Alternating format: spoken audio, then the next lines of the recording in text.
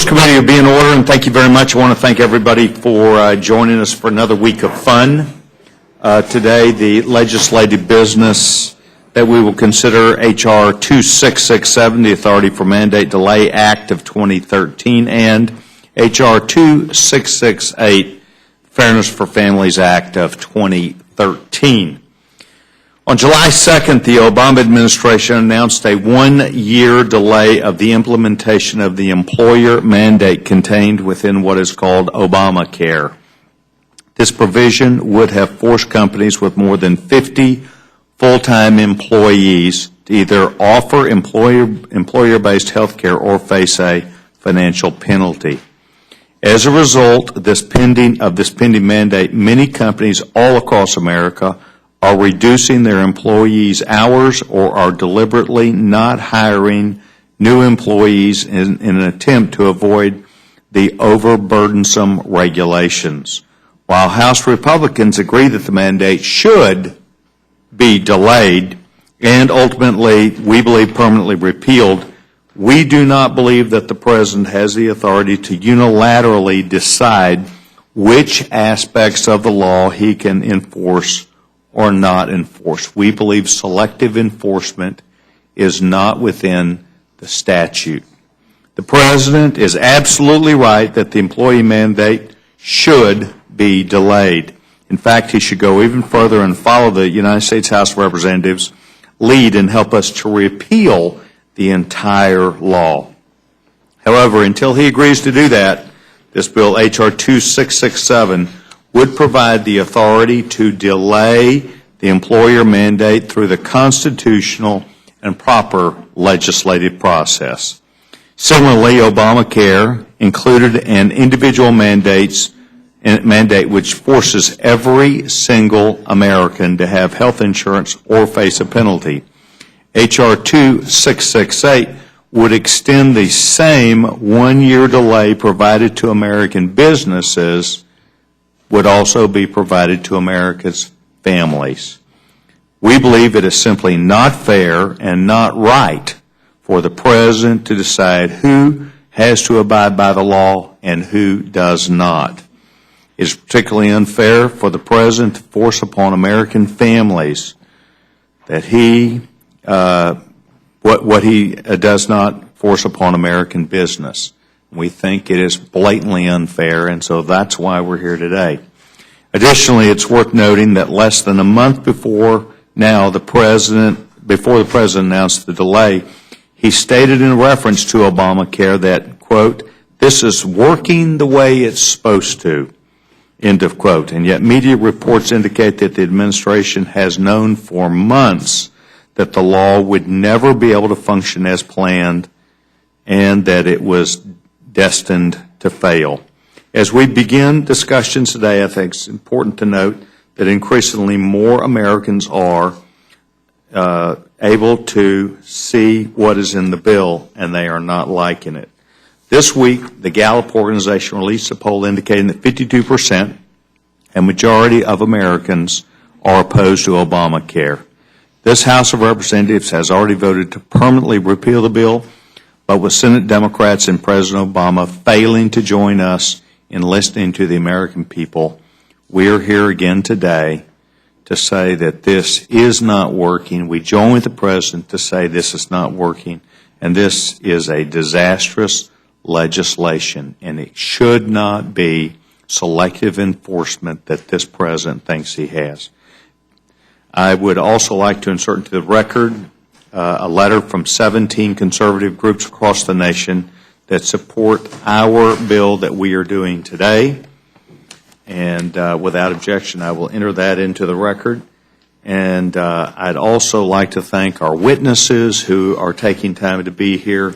At this time, I'd like to yield to the gentleman, the ranking member of the committee, the gentlewoman, Mrs. Slaughter. Gentlewoman is recognized. Thank you very much, Mr. Chairman. I am very much aware that this, again, is an exercise in futility, but it's possible it's the only exercise all of you get. Nothing short of famine or flood will stop you from voting the 38th and 39th time to repeal health care. I don't know why. You know that the Senate is not going to take this up, and surely I'm hoping we got the administration statement here. We do, let me just look for the point here. He would veto it. So that I would just await and politely listen to the witnesses, but we sure have been here many times before, and with so many things facing this country, so many serious issues out there that we need to be talking about in the House of Representatives. It really is a tragedy that once again we're wasting the public's money. You've heard me say a dozen times it costs $24 million a week to run the House. And when all we do is turn out one House bills, then I'm not sure we're meeting our obligation at all. In fact, I'm sure we're not. Thank you. Appreciate the remarks from the gentlewoman. I will answer her question. One thing I'd like to insert in the record, statement from several groups saying that this is a disaster. Thank you very much.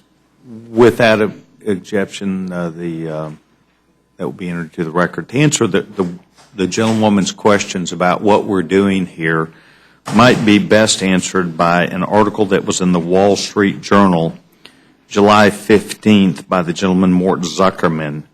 And what he says is, in the June government's household survey report, stated that since the beginning of the year, the number of people with jobs increased by about 753,000. That's a net new 753,000.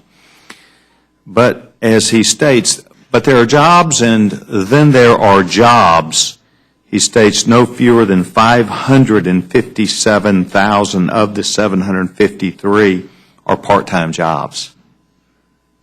Part-time jobs. And this is, to quote the President, this is what it was designed to do.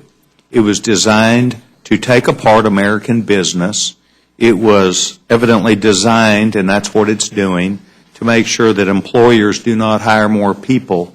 Is to take away careers and our ability to effectively make sure that America has a brighter future. Without exception, I will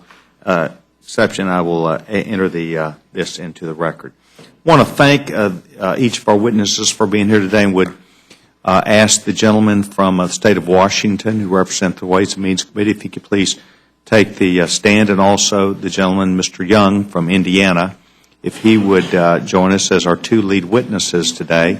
And as always, when you finish the introductions, I have a question of you, Mr. Chairman. that would be great. If the gentleman will hold on just one second, I'll be right there. Obviously, we are delighted that both of you are here before the Rules Committee today. Both of you, including the gentleman, Dr. McDermott, have taken time to not only study the issue, but I believe Dr. McDermott considers himself an expert on the Obamacare issue. He has been before this Rules Committee many times. He's a very dear friend of not just this committee, but we count on his expert testimony. And the gentleman, Mr. Young, we're delighted that you're here today and it is my hope that whatever you have in writing, we'll put that into the record. Without exception, we'll do that, and then any other comments that you may have. If I could have you all hold on just for one moment, I would defer to the gentleman, Judge Hastings, gentleman from Florida. Thank you very much, Mr. Chairman. Yes, sir. Mr. Chairman, I'm just curious, in light of your comments at the beginning of the proceedings, what is your rebuttal or your party's rebuttal to the Treasury Department's letter to the chairman of the Commerce Committee, Mr. Upton, on July 9th, pointedly indicating that the authority to delay the employer mandate as put forward by the President is within their framework. What's your rebuttal, or was there a rebuttal to that Treasury Department letter? Well, I think it's important to note, and our rebuttal would be, I don't know that we were, and that may be for you to make sure you got a copy of that. I may have received first. I don't know that there was notice given to the Congress ahead of the announcement. I think that there was justification provided once it was done. I believe that consultation, whether it's in this body, is preferred.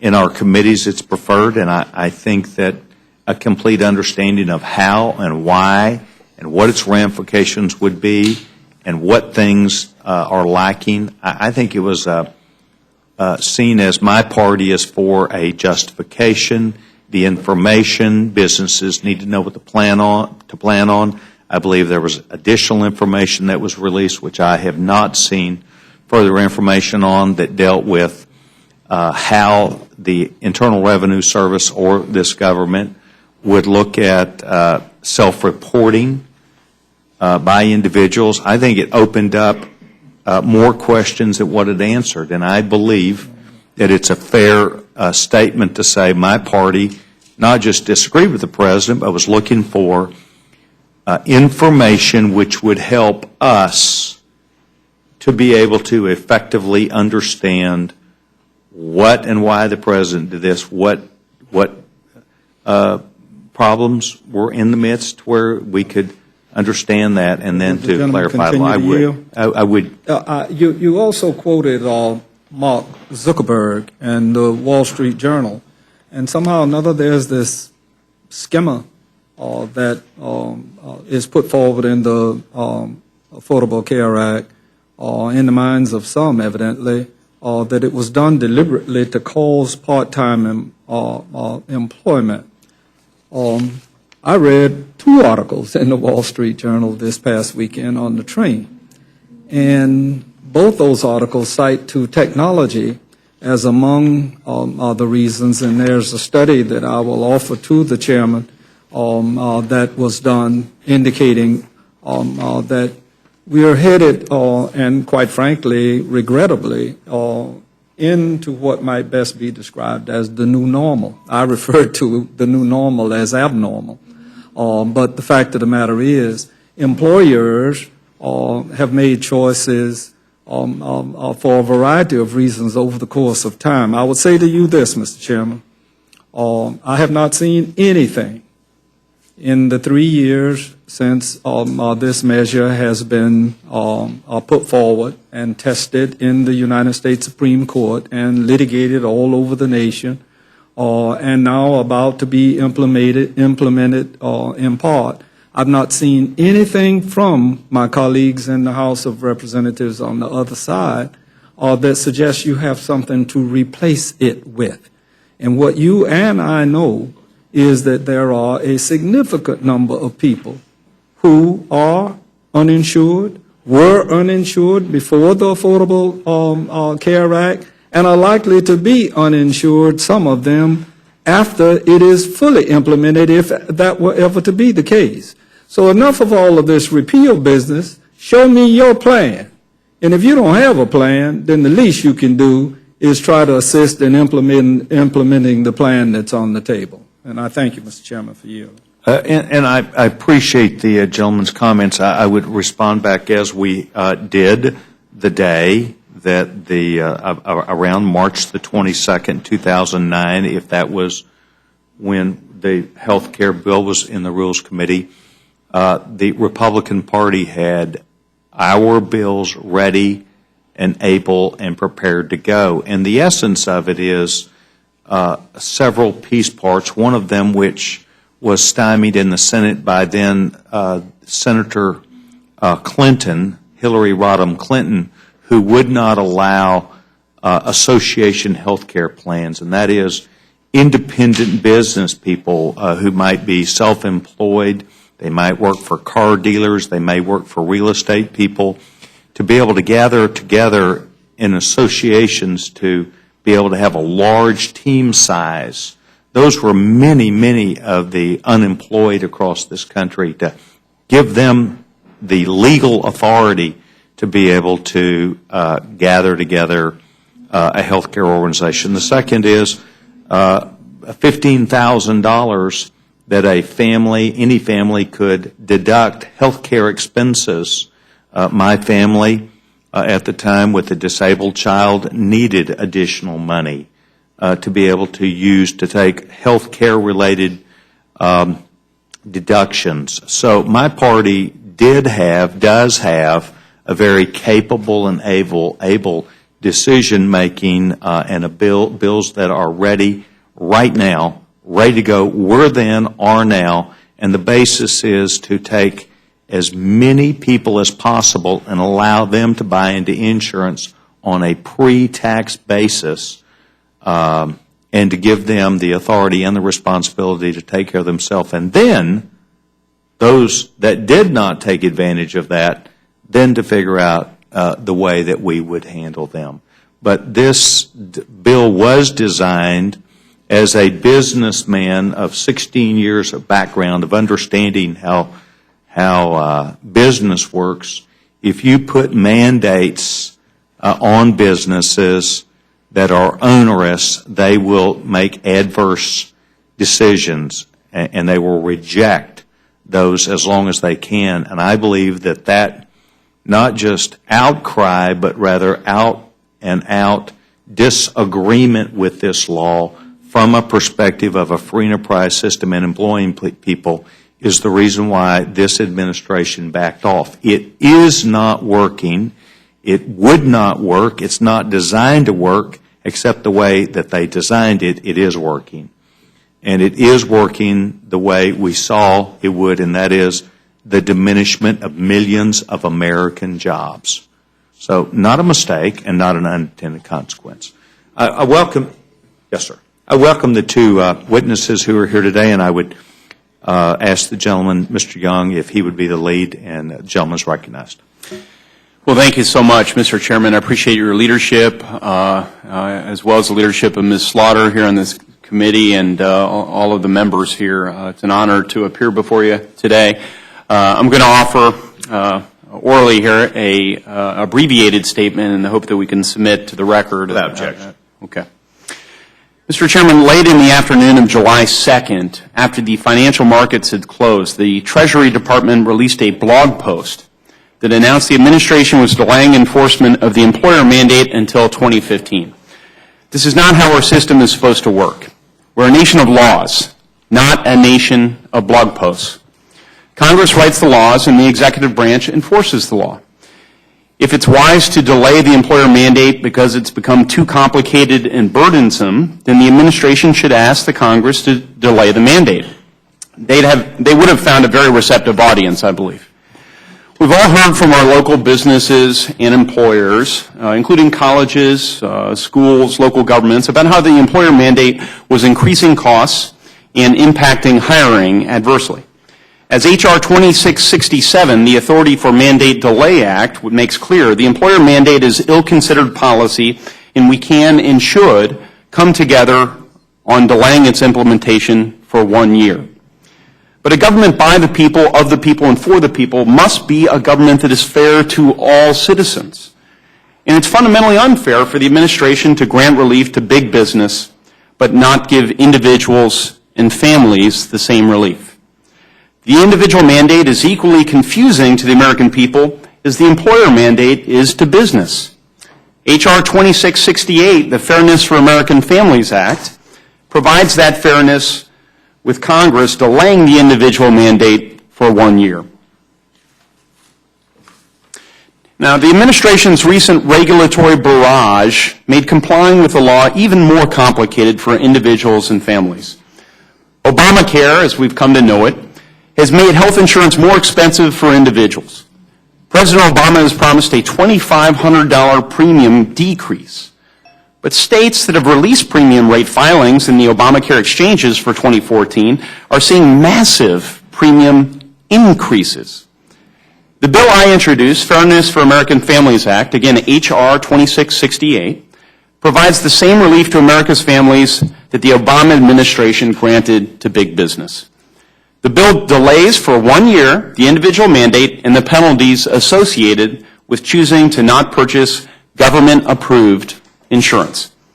That's only fair. I yield back, Mr. Chairman. Thank you very much. I appreciate the gentleman's testimony. The gentleman from the state of Washington, Mr. McDermott, is recognized. Mr. Chairman and members of the committee,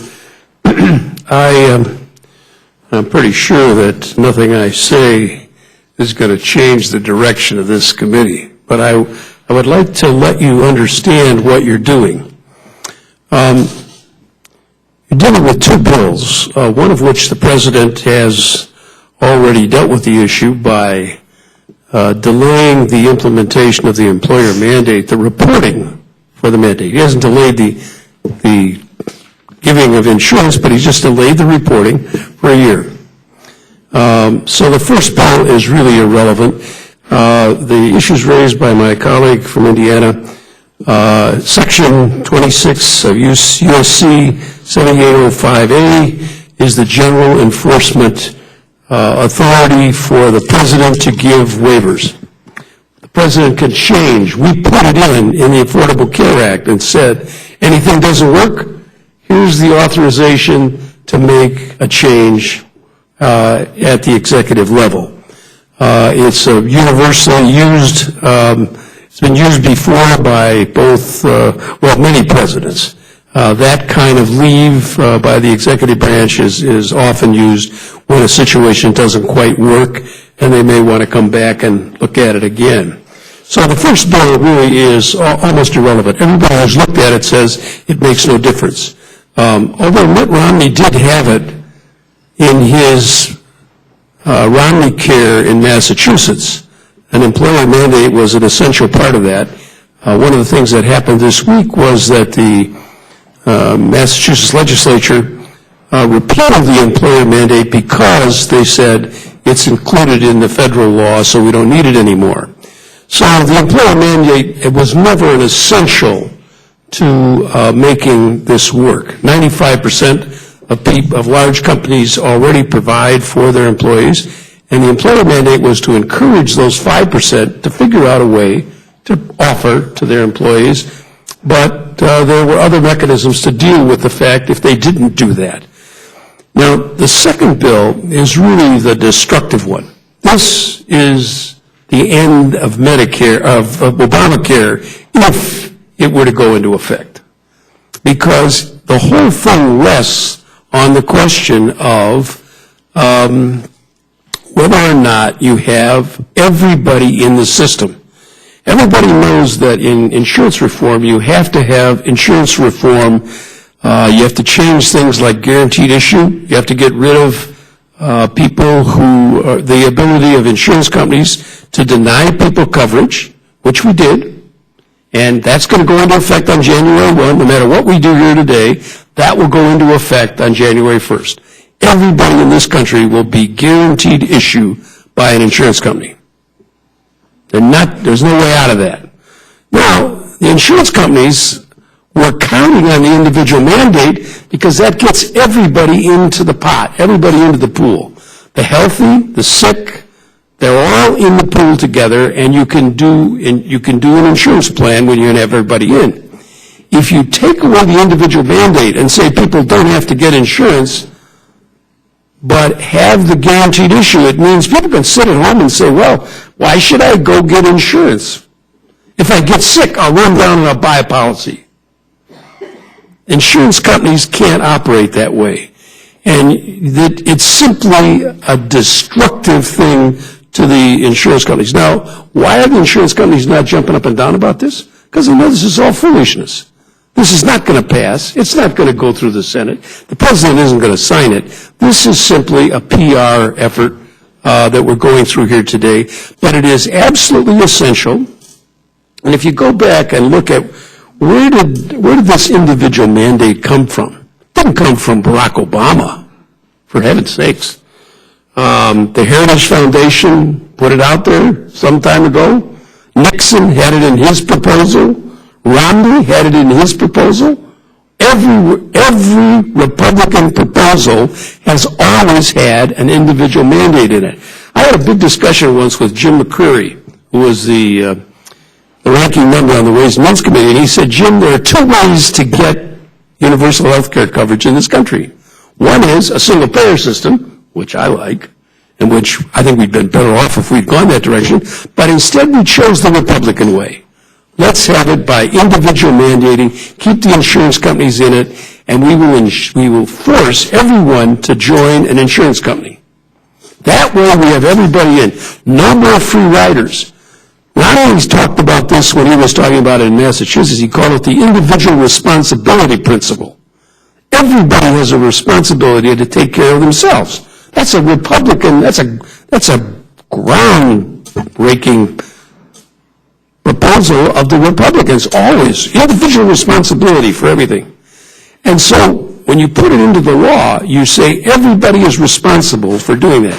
Now, if you open the door, as this bill does today, and say, come by anytime you want insurance, you simply destroy the whole idea. It'd be like you said, the reason we have mandatory auto insurance.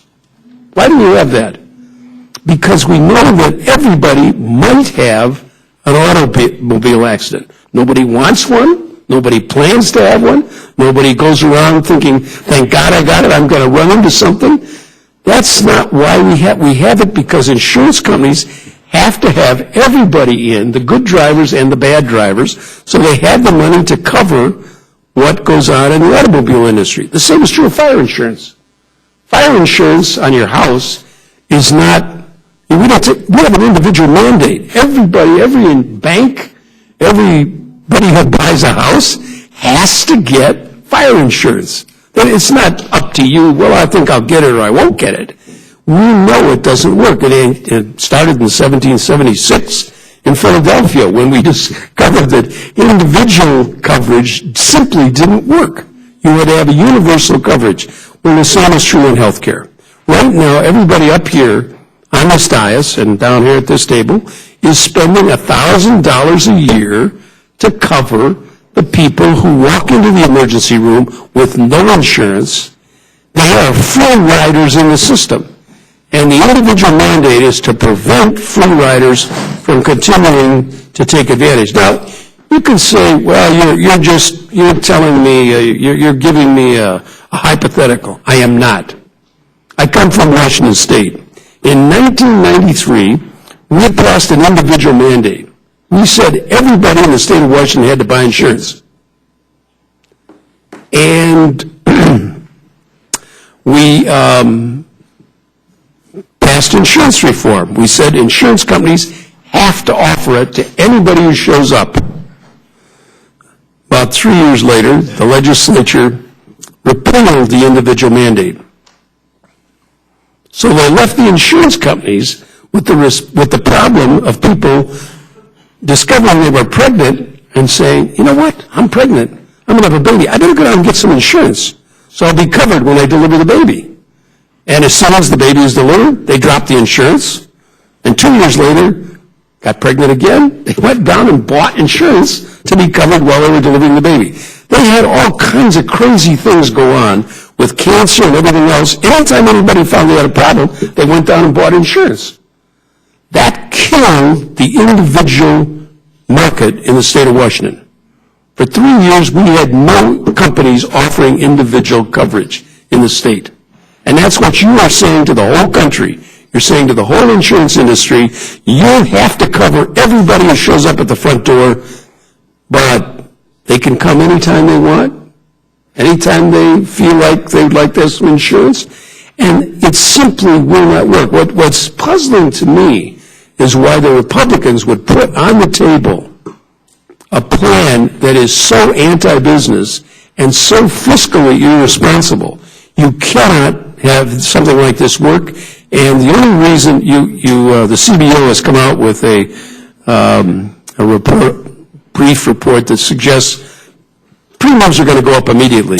Every insurance company, if this were to pass, the insurance companies would immediately jack up premiums all over the country because they would have no way of ever underwriting anyone because they have an individual mandate. They have to open it up, or they have not an individual mandate. They have a guaranteed issue. They have to guarantee to anybody, and so it will not work. So this bill, it really is a question, in my view, of whether or not the Republicans are serious about wanting to cover the people. If you don't want single payer and you don't want an individual mandate, you don't want a system that works. It's just that simple. And we might as well take it down to the floor, and we'll vote no, and you'll vote yes, and it'll die somewhere in the black hole between here and the Senate. Thank you. Thank you very much. Well, Mr. McDermott, you really opened a lot of questions to me. You talked about everybody in, Is this what the Obamacare does? Everybody's in? Obamacare takes, it gets about 70% or 80% of the people who are not covered today will be covered. And that's not everybody. I would like a single payer system where everybody in the country was covered, everybody paid taxes, and when you were sick, you went down. That's what every industrialized country in the world has done, except the United States. We decided we would try this individual mandate business, and we'll see how it works. I think we'll ultimately come to a single payer system, but that's that's my belief about the ultimate course of this, because I don't think when you start fighting everybody being in, you are simply saying you want some people to get it for free. And that's not fair. You call this the Fairness Act. Well, it is not fair for people to get it free if they have the ability to pay. And if you have the ability to pay, you should be paying. And I think that's the only way it's going to work. Mr. Young, he's arguing that Republicans designed this plan, and now he's saying, well, this plan doesn't have everybody in, but isn't it true they have penalties for those that choose not to get in? That's right. The plan was designed for everybody not to be in, which he claims is the frailty of the system. That's right. That's what our Supreme Court has characterized as a tax. And all we're doing in this bill, it's a matter of fairness. And you'll hear that throughout my testimony here. The President has proposed offering some relief to businesses, large businesses, with respect to the employer mandate. And we just think that the same sort of tax relief, especially during these down times and great uncertainty about implementation of this law, the same sort of relief ought to be offered to individual working Americans. And so despite all the other issues that my good colleague, who's thoughtfully presented and quite passionately, I won't surprise folks that we don't agree on every one of those points, but nonetheless, my testimony here is going to be focused fairly narrowly on these two pieces of legislation, not the broader health care debate, but instead the equity, the fairness of allowing this delay, which incidentally I think is appropriate for employers at this point, but allowing it for employers, but not allowing it for rank and file Americans. And I'm open to, and I suspect I'll hear some counterpoints with respect to that in the course of this hearing, and that's why we do these things publicly, so I think that'll be healthy. Mr. McDermott, why did the President announce that they were backing off this implementation? I think it was his judgment after listening to business complain. I mean, what's again funny to me is the Republican Party is against the President asking or responding to business. Business complained about having to report. The President listened to him and said, all right, I'll give you a year, but you're going to have to start doing it next year. I don't know why. I was not privy to those conversations. I didn't listen to them. I think that there is obviously starting any social program as big as this, that's to affect 30 million people, is not going to be without its glitches. There will be glitches. I don't care what we do. When the Republicans started the drug benefit, Part D of Medicare, there were glitches all over the place about people getting in and did they know how to choose which program and everything else. But we got it up and running, and it's running now, and it's working just fine, and that's the way this bill will be. It's going to go into effect. I think the thing that I understand why the Republicans are troubled. They know that this is going to start on January 1, no matter what we do on the floor of the House.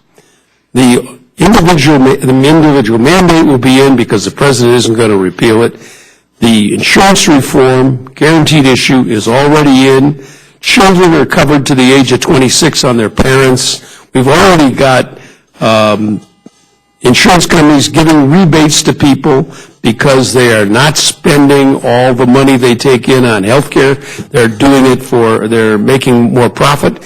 We are all kinds of ways in which this bill is already in effect, and there really is no way for the Republicans to stop it at this point. I understand the frustration on your side, But I think that this is a very poorly chosen one because it goes at the heart of whether you really want anything to work. Because if you take away the individual mandate, you're really saying you don't want anything to work. You know, what's interesting is I think that the American people recognize it isn't going to work, and that I think business had a loud voice, and it sounds like to me that the American people, that this president has not been listening to them. And it's not surprising when you do the things where you quit listening to the American people. It's amazing the things that happen. Gentlemen, Mr. Young.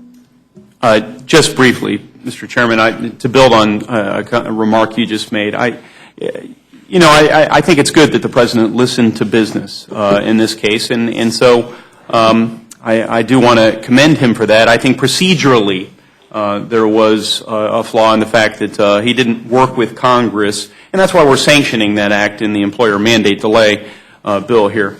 But with respect to listening to the American people, rank and file Americans that are hurting during these difficult times, a recent poll suggests that 12% of Americans support Obamacare's individual mandate.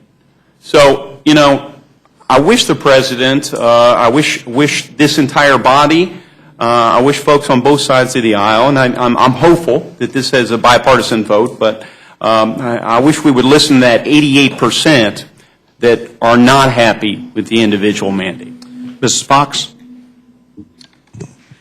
Thank you, Mr. Chairman. There's a lot that needs to be said about the comments that have been made here today, but there's so little time. I looked at this statement of administration policy, and I find it pretty remarkable that the President himself wants to delay the mandate for businesses and then says that H.R. 2667 is unnecessary, that H.R. 2668 would raise health insurance premiums and increase the number of uninsured Americans. My understanding, before Obamacare was passed, and we had pretty good data on this, that there were approximately 10 million Americans who wanted insurance but could not afford insurance. I know the numbers that were bandied about were higher than that, but when you broke them down on the number of people who were eligible for Medicaid, eligible for insurance through their employers, the number of people who were illegal aliens who were not Americans, when you took those out of the mix, you really came down to about 10 million Americans. When Mr. McDermott talked about how many people are still uninsured, would be uninsured under Obamacare, I remembered that I had read that CBO said that under Obamacare, 30 million non-elderly Americans will remain without health insurance in 2022. It's an article in CNS News, and Mr. Chairman, I'd like to put this into the record if I could. Exception. So, before Obamacare, there were approximately 10 million Americans who wanted insurance but couldn't afford to get it. Under Obamacare, that number goes up to 30 million Americans. There's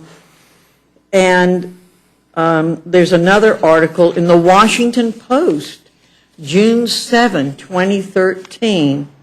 It says, analysis by the journal Health Affairs, and one of the co-authors, Steffi Woolhandler, said, even if the law were fully implemented, there would have been 26 million uninsured people under Obamacare.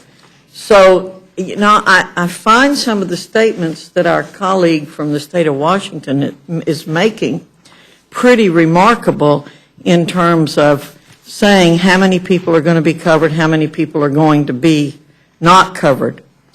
I also wonder, Mr. McDermott, if you just consider the whole Congress irrelevant, because that's what you're saying. You know, the president can't pick and choose which laws he wants to implement and which ones he doesn't. He has been doing that, and we've been dealing with that on a case-by-case basis. But for you to say that 2667 is irrelevant tells me you think you're irrelevant and that the Congress is irrelevant. I'm not sure why you're still here if you think the Congress is irrelevant. I don't think the Congress is irrelevant. I think Article 1, Section 1 in the Constitution means something. I believe the founders intended for the Congress to be the most powerful branch of government. And I think that most people think that. And you say everybody who's looked at 2667 says it doesn't matter? Well, I'm here to tell you not everybody thinks that. And I think you'll see with the vote that we have on the floor that not everybody thinks that it doesn't matter.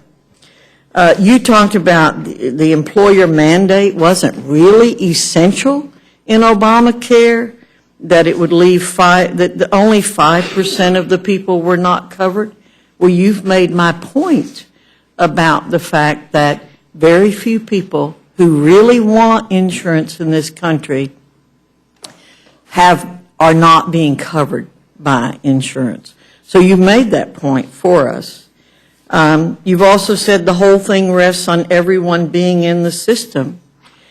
And that's the kind of mandate that's not appropriate in this country, in my opinion. And, I mean, you also talk about fire insurance. And I find that analogy one of the most curious analogies that could be made to Obamacare, because I've often used the analogy of car insurance and fire insurance, why we don't need the federal government involved in health care.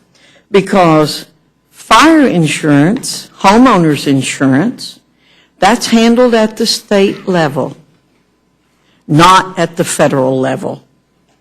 And I point out to people, if you look at the rates for homeowners insurance and car insurance handled also at the state level, is that those rates haven't been going up 12%, 14% over the last several years. In fact, in many cases, those rates have gone down. So to make an analogy that we have to have mandated health care at the federal level because there's mandated fire insurance, I assume you mean homeowners insurance, there's just no comparison there. Those things are handled at the state level where they should be handled. And one of your last comments about the fact that there's a black hole somewhere between here and the Senate, that is just too delicious not to comment on, because there is a black hole, and the black hole is the Democrat-controlled Senate, because we pass great bills over here, and they do go into a black hole. And that black hole, again, is the Democrat-controlled Senate. So I think you've made our case here today for why we shouldn't have Obamacare to begin with, because it isn't an appropriate thing to be done at the federal level. When you talk about homeowners insurance and you talk about car insurance programs that are very good programs that protect a lot of people, but they're handled at the state level. And their rates have not gone up significantly. And they're very well run there at the state level. So I would say, again, that the comments that you've made go against all the things that you and your colleagues have stood for on Obamacare and the mandate that we do these things at the federal level. And again, I would say if you think you're irrelevant, you might want to think about why you're here and why you are engaged in our activities here in the Congress. I don't think we're irrelevant.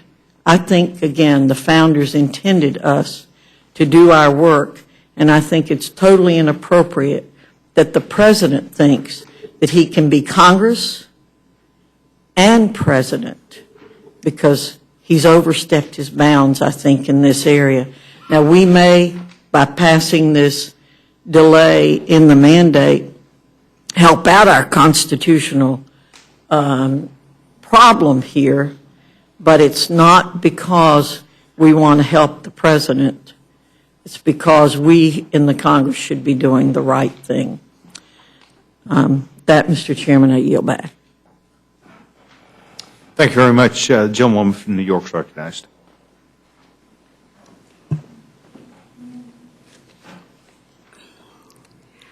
It may be relevant here or not to point out that the reason we did health care is that health care was almost 20% of GDP and rising.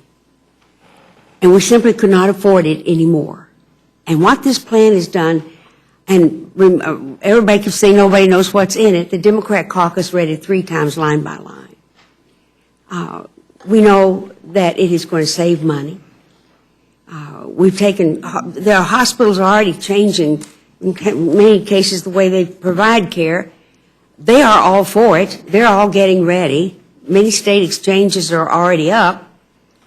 People with pre-existing conditions, and I know I've mentioned before the woman that I met in the campaign who had had cerebral palsy, born with it, and had never in her life, as a mother and a housewife and doing the driving and the cooking and all the things around the sharp objects and everything that she did, had never been insurable because of her pre-existing condition. And until she got to be 65, she had never known what it was like to have any health insurance. And I think this is very important. People who ran into the lifetime cap because serious head injury could let you do that very quickly. And people who ran into the yearly cap. And one of the most important things that I've done, as Mr. McDermott alluded to, is that 85% of the premium dollar now has to be used for insurance. And frankly, while I've not been terribly offended because I want people covered, but you pointed out that each of us pays $1,000 a year more in uncompensated care so that we can help cover the people without insurance, and that would all be gone. So what in the world is so frightening about this bill? I don't know. But my state, I'm happy to say, is moving along, getting ready. We've got insurance companies and doctors and everybody out doing hearings all over the place and explaining it to everybody. It's going to work in New York like it works in Massachusetts, and we've had a good experience in Massachusetts and how well it's worked. But for some reason, there's sort of a 19th century mind here. I seriously think that, we have trouble with science and a lot of other things, that we're moving backwards. But the idea, I honestly think I could say this, I've done most of the rules on the 37 votes so far. I could just put one of those statements on repeat, press the button, and leave the room. But we're here, and our job is to be here and to do this. And this will be the 38th and then the 39th time. And we will do the best that we can to try to explain it. But for goodness sakes, there must be something else that this country cries out to see done and taken care of that the House of Representatives could get around to. Thank you. Gentlewoman yields back time. Gentleman from Utah is recognized. Gentleman has no questions. Gentleman from Florida is recognized. Mr. Chairman, I agree with what Mr. McDermott said. I don't think anything any of us says is going to move the needle in either of our favors. I do find a few statements that Dr. Fox made to be rather astonishing. And I suggest to you, Dr. Fox, I don't know about North Carolina. I really do not. But there are 4 of us that serve on the Rules Committee from Florida. And on the subject of homeowners insurance, and I might add, and car insurance, I've owned a home for off and on. Maybe I rented for a while, and then I owned a home, then a double-wide trailer, then a home, and I had to have insurance in each instance. And I don't know of a single year of the 50 years that I've lived in Fort Lauderdale that my insurance has not gone up. I do agree with you that it has not gone up 12 or 14% in some instances, but if we were to take car insurance, most of the people, and Mr. Webster would be a better attester to this than I, since he served in the Florida legislature and I did not. But a whole lot of insurance companies after Hurricane Andrew just plain old skedaddled and weren't around anymore. And then we created something called Citizens that taxpayers are paying for, and there's a substantial deficit, and even Citizens has had to have substantial increases in order to meet that test. Automobile insurance, the same thing. People that operate businesses operate for the purposes of having a profit. And toward that end, they look wherever they can to get that profit. And a lot of times it is that they don't want to run the added risks. Former Senator Graham and I, long before former Congressman Klein and others came to Congress, fought the battle of wind insurance. And I don't understand what part all of these people in this Congress do not understand that disasters are going to occur everywhere in America and around the world, and that we need a specific committee in this Congress that deals with it so that we don't have to wait for long periods of time to address floods or famine or any of the issues, earthquakes or fires that we are confronted with on a regular basis. I do have, Mr. Young,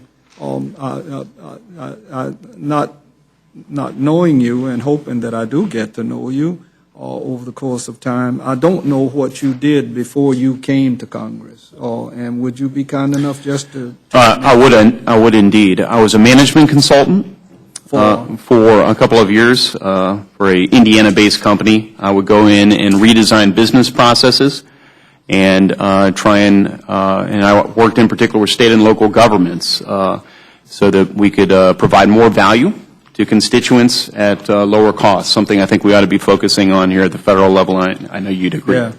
I was a small-town attorney for a number of years, a part-time, very part-time deputy prosecutor in a rural community, and I was an officer in the United States Marine Corps.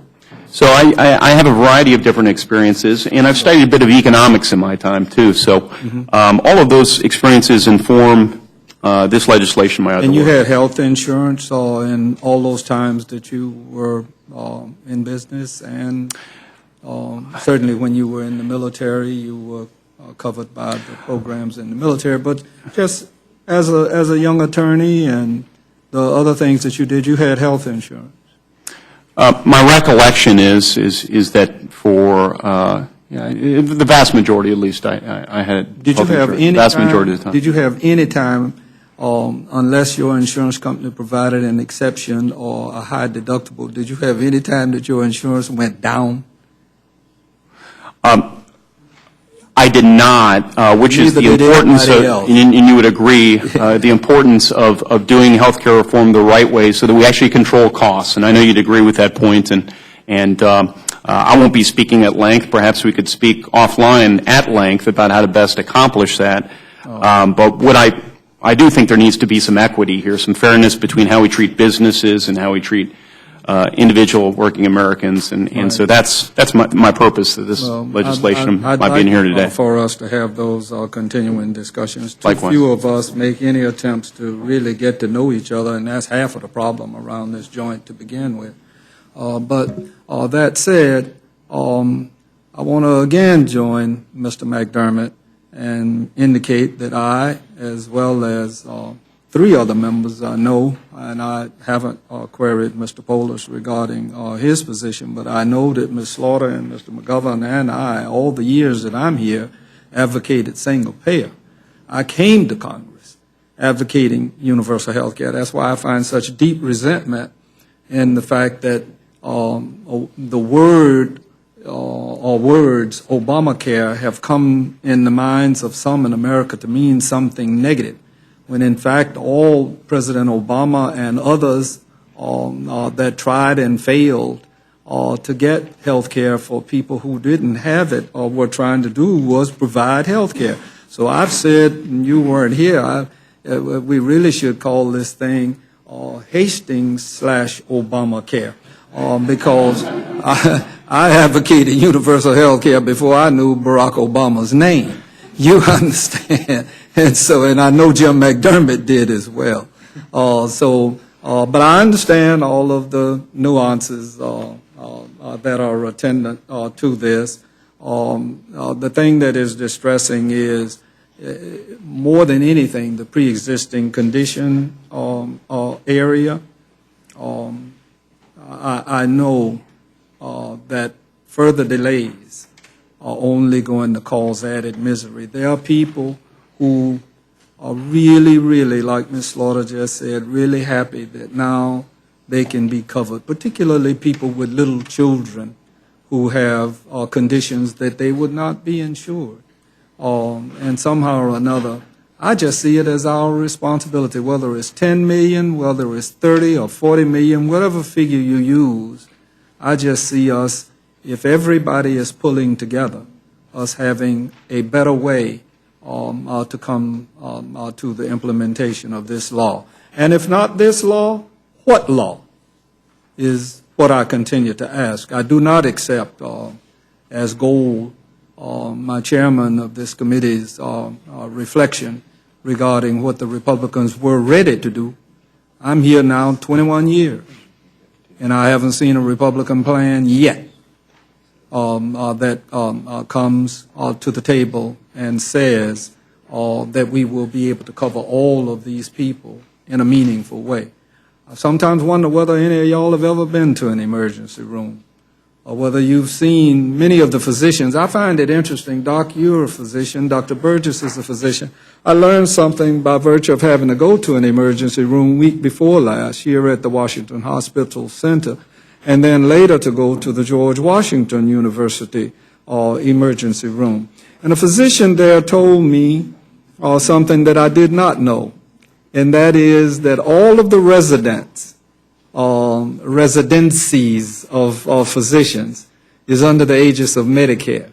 And he pointed out to me that there's no Blue Cross Blue Shield or Aetna residence program in hospitals, and yet I find physicians here in this institution that did their residencies under that aegis would want to get rid of Medicare. I could go on and on. I'll leave it at that. I am going to adamantly oppose this, and I do believe that Mr. Young is approaching it from the standpoint that I find reasonableness, and at the very same time quarrel with the fact that we're going to have to get on with implementing this law.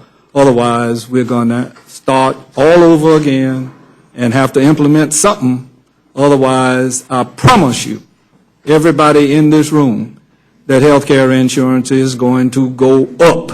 And it isn't because insurance companies are bad people or hospitals or physicians are bad people or that attorneys and malpractice are bad people. It is the nature of business that it goes up. I haven't had it go down any time in my life. And anybody in here that had their insurance go down, raise your hand. Thank you, Mr. Chairman. Gentleman yields back 7th. I thank the gentleman. I'd also like to be supportive of the comments that the gentleman made in regard to us getting to know our colleagues. In particular, I believe if I could extend to the gentleman from Florida, the gentleman, Mr. Young, who I have gotten to know, and I know the gentleman from the state of Washington has gotten to know him. We're occasionally together in the mornings. maybe 3 or 4 days a week. It has offered that opportunity, and I would commend it to you, and I really respect your desire to do that, and I hope that he equally would accept that challenge, not just your side of the coin. And my knowledge of Mr. Young is he'll be very eager to do that. I've gotten to know some other members, including the gentleman, Mr. Polis, a little bit better because of some opportunities we've had together, and I think it helped our relationship out also. So I admire you very much and hope that the gentleman, as a new member of this body, second termer, that he'll get a chance to do it. And I thank the gentleman. I thank the gentleman very much. Gentleman, Chairman Cole's recognized. Thank you, Mr. Chairman. I appreciate it. And to my friend, Mr. Hastings' point about Hastings Obamacare, it's my understanding they did consider that, but our colleague Doc Hastings really objected vehemently. So thought it might put his seat in jeopardy. So they backed off at the last minute. I have a question about the underlying legislation because it really gets to this concept of sign and then a couple of others. But just to refresh our memories, do either of you happen to know roughly what, let's say, young person in good health, early 20s, early 30s, whatever you want to say, no problems, what health care would cost that individual that we're now mandating have to get it, and two, what the fine is if they choose not to do that? I'd be happy to answer that. And there have been different estimates, but to be a bit imprecise here, perhaps my good colleague from Washington will want to be more precise in this regard, but several $1,000s is what they can anticipate their cost being.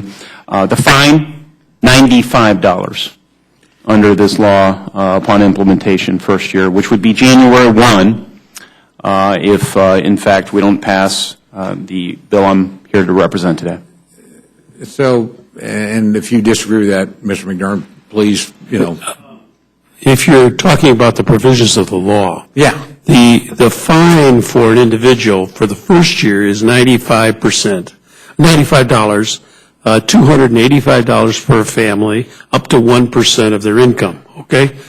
In the second year, it's $325 for an individual, $975 for a family, and in the third year, it would be $695 and $2,085 for a family.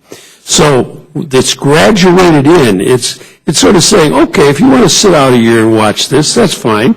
Just pay your fine, and you can go on down the road with no health insurance. That's fine. But you're going to pay something. Everybody has a responsibility to pay. But we're going to raise the ante every year until you get the picture. You laid out, rational decision-making earlier in your comments about, why wouldn't people just, not do the insurance and make I fail to see how this fine is going to encourage people to do this anyway. If the rational thing financially is to say, hey, I can show up at any time and get the insurance, why not just pay the fine?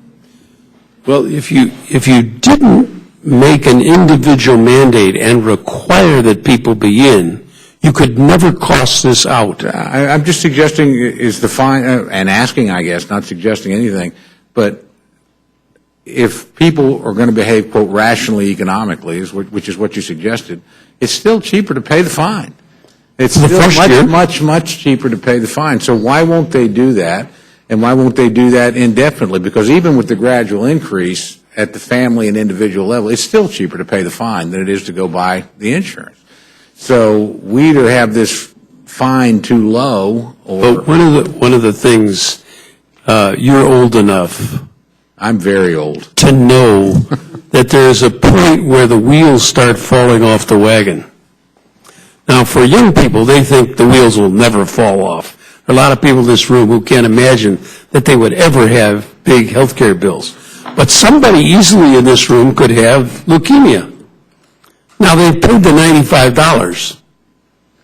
Then they go to the hospital, and it costs them, at the Hutch Cancer Center in Seattle, to get a bone marrow transplant, costs $125,000. They've paid $95. Who pays that $125,000? Well, they wind up with a bill from the Hutch Cancer Center to pay for that. Now, if they thought that $95 was a good bet, it'll turn out they weren't very smart. And there are lots of young people who are in motorcycle accidents and all kinds of accidents, skiing accidents. When my kid got out of college, he said he didn't want to have insurance. I said, Jimmy, you go up to Group Health and you're going to buy a policy. He said, I don't have the money. I said, I'll help you. Because one of these days when you're skiing and you come off a cornice and you drop 100 feet into the snow, you're going to break a leg and get a spiral fracture that's going to cost $50,000. And you think I'm going to pay for it. That doesn't make any sense. We're going to get you an insurance policy right off the top. Not everybody has a father who says that to their kid. So kids will make this bet, $95, hey, nothing. Give them the money, forget about it. But some of them are going to get clobbered. No, I think you're right. I think some will get clobbered. Most of them will win the bet. You know, that's the problem, I think, with the system just in terms of its operation. I think most people, and I hope I'm wrong, and by the way, I think this is going to happen when companies are concerned too. It's still cheaper to pay the fine per worker than it is to provide full health care.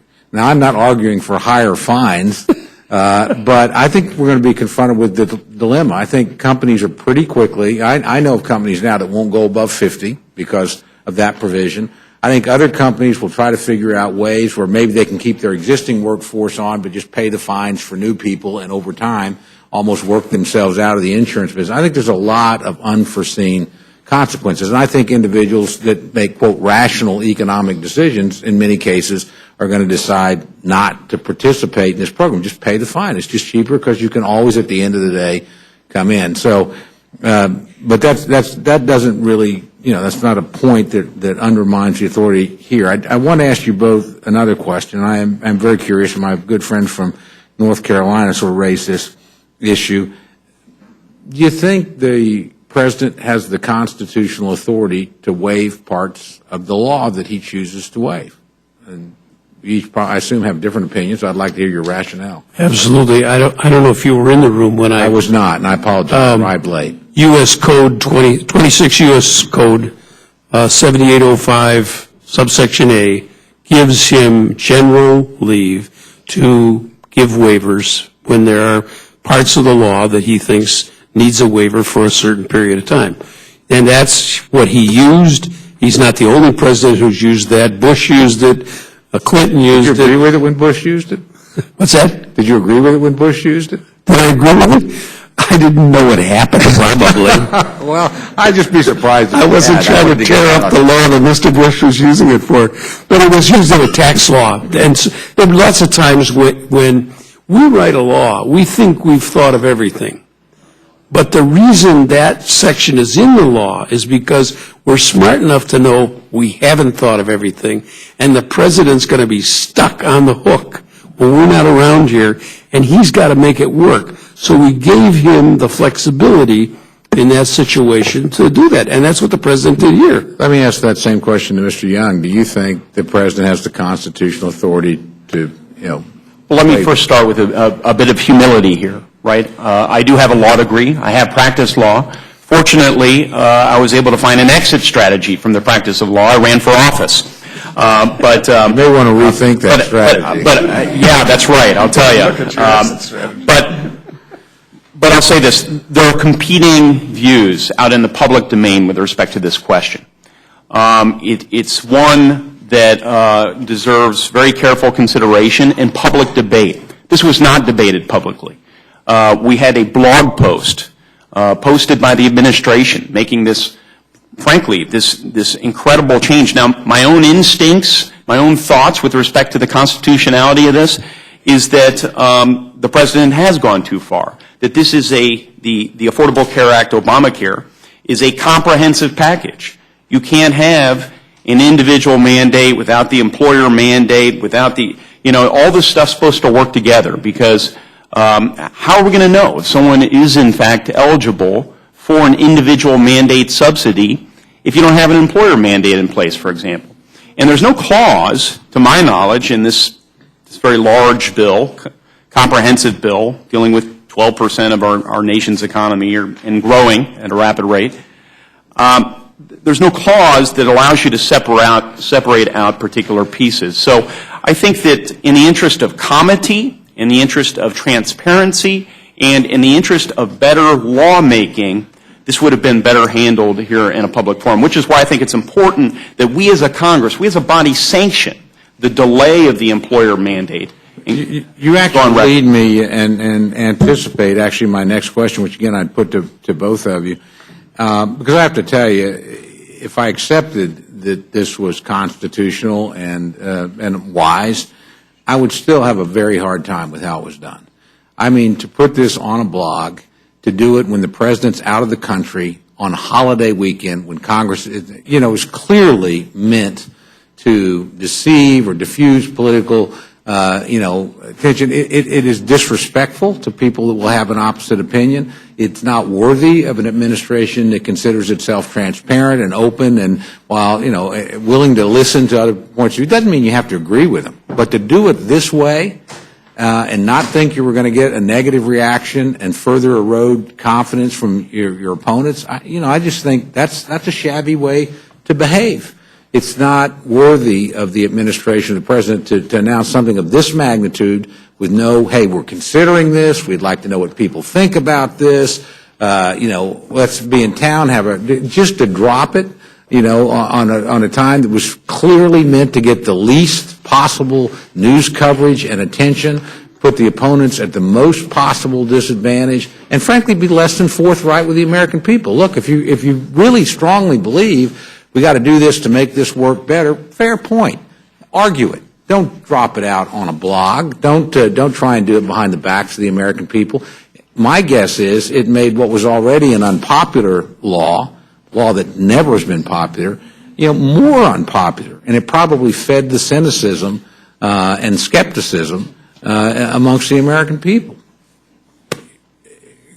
Yeah, I mean, you're react to that if you want, but I mean, can anybody give me any other logical explanation as to why this law would have been changed or this announced this way at this time in this manner, other than to be less than forthright and honest?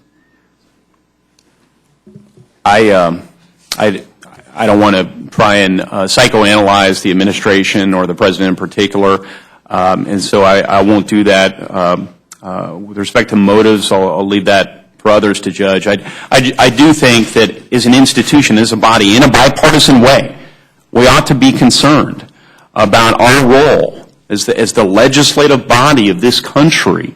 I think there has to be some deference, some comity, some cooperation between the branches on something so important. And that's setting aside the very important legal reservations I have, and my own read of this, take it for what it's worth, is that legal bounds were also passed here that should not have been. So nonetheless, I think the underlying policy of delaying the employer mandate based on all the negative feedback the administration has received with respect to the mandate and the law more generally, I think it was the appropriate thing to do. So that's why I think we should go ahead and pass that bill. And I think, once again, in the interest of fairness, we need to afford the same sort of tax relief to individual, hardworking Americans that we give to big business, that the president has proposed we give to big business.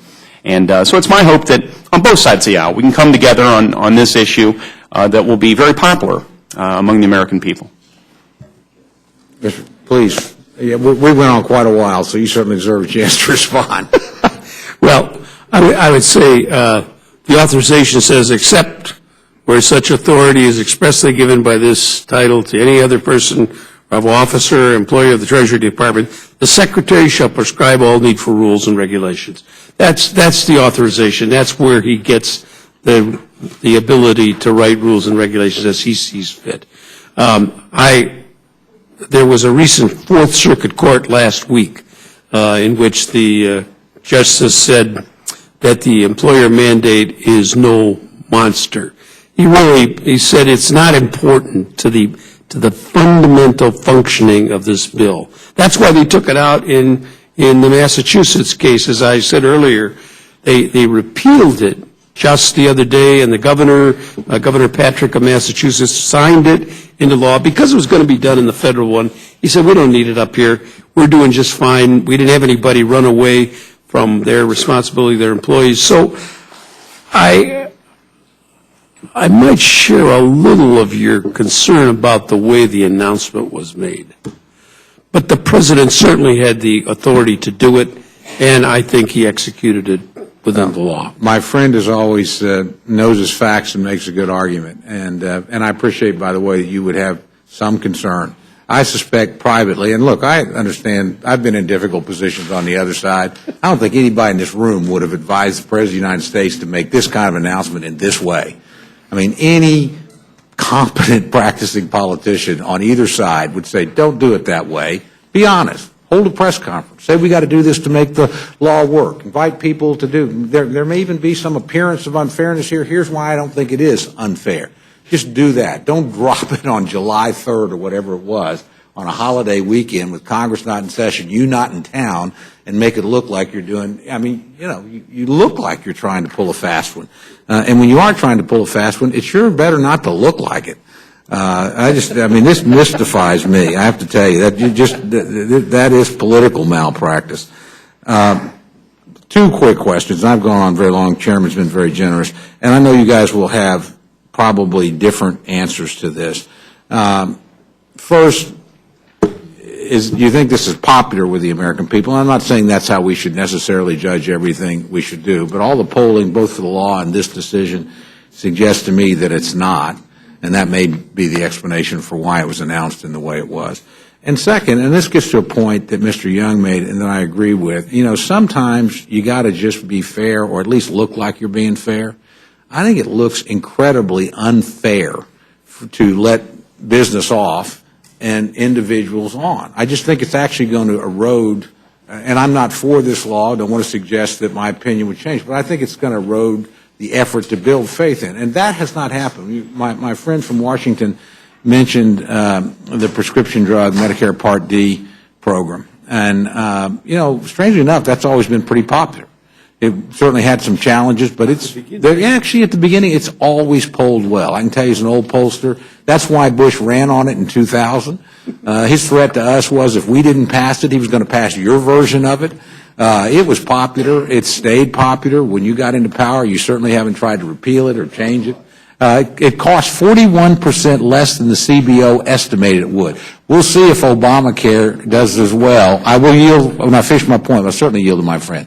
We'll see if this program costs 41% less than CBO says it does 10 years down the road. Now, the gentleman talked about popularity. I don't know about your constituents, but, you know, when I look at what has been accomplished already because of Obamacare, children no longer face discrimination due to pre-existing conditions. Students and young adults are gaining coverage through their parents' plan. Medicare is actually stronger, and the donut hole is being closed. Americans no longer face lifetime limits on care. Families are receiving rebates from insurance companies. Soon, being a woman will no longer be a pre-existing condition. I think all those things are pretty popular, at least amongst my constituents. I would assume amongst yours as well. So we're talking about popularity here. I mean, let's appreciate what has been accomplished already. Reclaiming my time, you know, if I serve you a meal of spinach, peas, turnips, onions, and dessert, ice cream, I guess the ice cream part would be pretty popular. But if you looked at the meal as a whole, it's not. And this thing has never been popular. I'm just telling you as a pollster, may be right, we'll see. You know, we're on this road. But it isn't popular. It's never been popular. And it's not, you know, there wouldn't be a Republican majority sitting up here if this thing was all that popular. Because we certainly weren't all that popular in 2009. You made us somehow popular by 2010. And my good friend, the chairman, who played an incredible role in all that. And my good friend, Mr. Young, who chose to run in part because of this bill. So my last question, with an opportunity to respond. I'm sorry. I missed it. I know it was good because you're laughing, man. But I just think it's not fair. I mean, and if we need, I can't imagine that the individual mandate is going to somehow be easier applying to millions of people to implement than the business mandate. And I think individuals are always harder to track and more difficult to deal with, and there's much more complexity in there. So if we need to delay part of it, and, it seems to me that we ought to just delay it all. I think people would actually accept that a lot easier than they're going to accept what's getting ready to happen. I think they're going to be awfully upset that somebody got off and the average American got stuck. But you're free to respond. I hear that this is not a popular plan and that it's, and the polls show this, and that only 52% and all this kind of stuff. But I watched from 2010 onward a continual barrage against Obamacare. We've had 39 attempts. This will be the 38th attempt to repeal it. We've had all of that. We had hundreds of millions of dollars spent in the campaign about Obamacare, and the Republican candidate was against it, and his vice president was against it, and the people voted Barack Obama back in by a bigger majority than he got the first time. Actually, so you got to ask yourself, how unpopular is this program? I would yield to my friend always in his expertise, and even where we disagree, respect it. Something I know something about is presidential numbers. This is the first president in American history that got reelected with fewer votes, a lower percentage, and less electoral votes. So the idea that I think people vote on a variety of reasons. Not everybody voted on this, but he didn't pick up ground politically because of this. He just simply didn't, because he wasn't reelected with a larger majority. He was reelected with a smaller majority. He didn't lose. I think that's a very good point, and in politics that may be the Trump point, but he didn't reelect the House either, or bring a House with him. So we'll see. I mean, this is going to play out with us for a long. There's a difference between murder and suicide, so we can talk that in another context, another time. But my friend, Mr. Young. Briefly here, if I might, with respect to the popularity of the law and the perception of the law, I believe that people would have a firmer sense of what the law is about had there been a public airing of all the issues, had this bill been compiled in a transparent way through the public hearing process and so on, and done in a more bipartisan way. That's my personal belief. But we do have numbers, not based on narrow aspects of the law. We've actually done polling, or others have, with respect to the law more generally. We know that 48% of businesses believe that Obamacare will be bad for business. We know that a third of American families believe that Obamacare will make their family worse off. We know that the individual mandate is only favored by 12% of the American people. We know these things.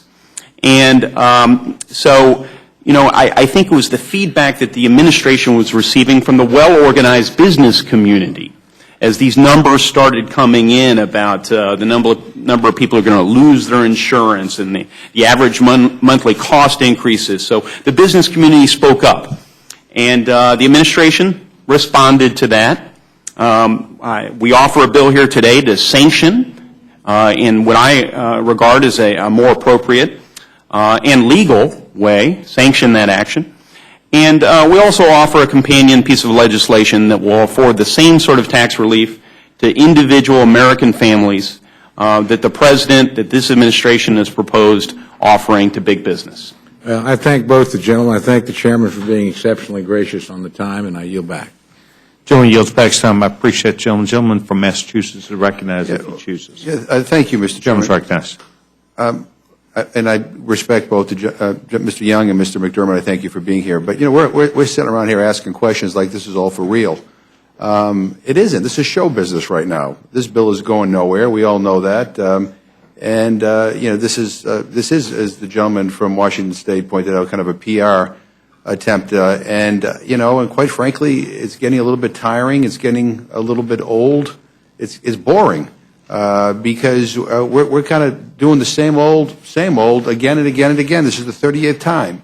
And, we've got issues that we need to deal with regard to sequestration. I don't know about your districts, but I've got, members working in the defense industry, National Guardsmen and women. I've got coming to me talking about cutbacks and furloughs, Head Start facilities being shut down, food banks being shut down, community development block grants being cut back, and they're all expecting us to try to figure this out, or at least talk about it, or at least to acknowledge that this is a real issue.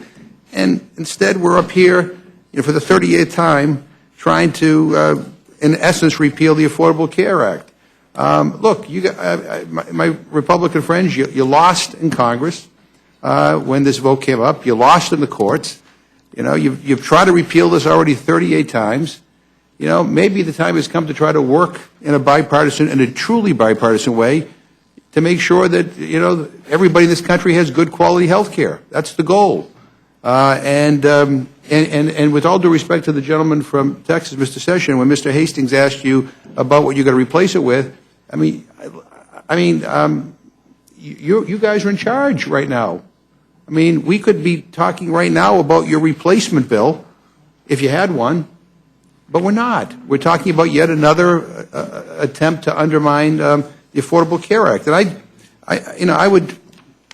We're going to go through all this, and now I'm going to incur all these reactions about how important all this is. I get it. The reality is what we're doing here is going nowhere.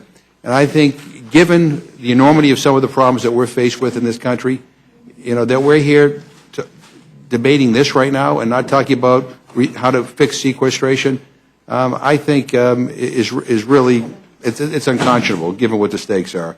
And so I thank both gentlemen for being here. I appreciate your views, but quite frankly, we ought to be taking up legislation that we know has a chance of going somewhere and that might fix some problems in this country. I thank the gentleman. You're back my time. Thank you, gentlemen. Gentlemen, yield back. Gentleman, George recognized. Thank you, Mr. Chairman.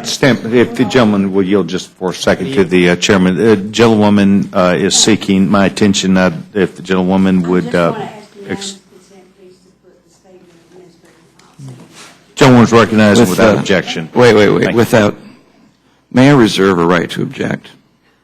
The gentleman's objection will be heard. Gentleman is recognized. And I will leave this up to when you would like to do, if you want to do, or I don't want to interrupt my colleagues from asking their questions. If you want me to go now, I will. I would like the objection to be heard at this time, and the chairman will make a ruling there. All right. I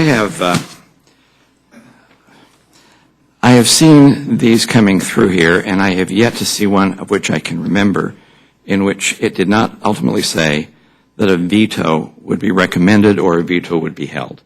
In essence, to every one of these issues that we've had, the answer was simply no. In fact, the last one we had, it was amazing because it said, we just received the bill, we haven't looked at it, we haven't read it, but it's still no. We still want to veto it. So it doesn't matter what we're talking about reforming Obamacare, the answer has been no. Or if we're talking about a farm bill, the answer was no. Or part of a farm bill, it was no. Or critical minerals, it was no. Or student loans, it was no. Everything has been no. I just have this frustration with dealing with the party of no. In fact, if you go even further than that, we are then told that even if we pass this, it's going to go over to the Senate where they will simply say no. It is very frustrating always having to deal with no. With that, Mr. Chairman, I'd like to with that, Mr. Chairman, I will very much. No, wait. Okay. I'm going to withdraw my objection. I had such a good answer already.